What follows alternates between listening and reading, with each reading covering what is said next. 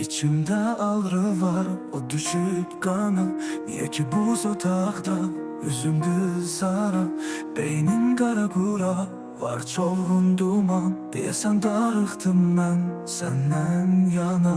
Babam olmadı ki, ağıl danışsın. Dərdimi xəyallarım alıp aparsın.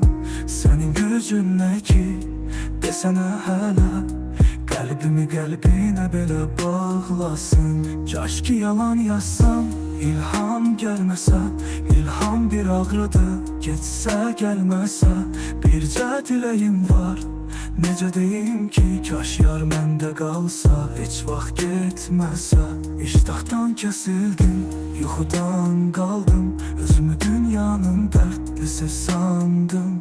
Sen şirin yuxuda, mənsə rüyada.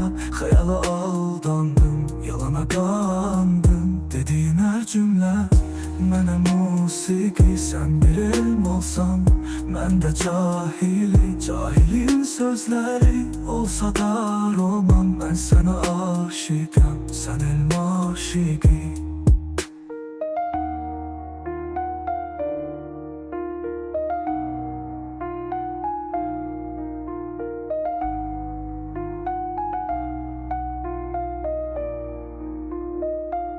İçimde ağrı var, o düşüp kana.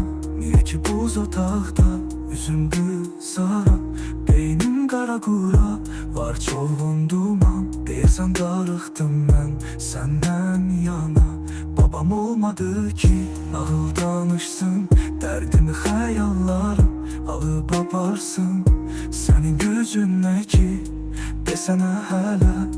Qəlbimi qəlbinə belə bağlasın. Kaş ki yalan yazsam, ilham gəlməsə. İlham bir ağrıdır, getsə gəlməsə. Bircə diləyim var, necə deyim ki, kaş yar məndə qalsa, heç vaxt getməsə. İştahdan kəsildim, yuxudan qaldım. Özümü dünyanın dərdlisi sandım. Sen şirin yuxuda, mənsə rüyada.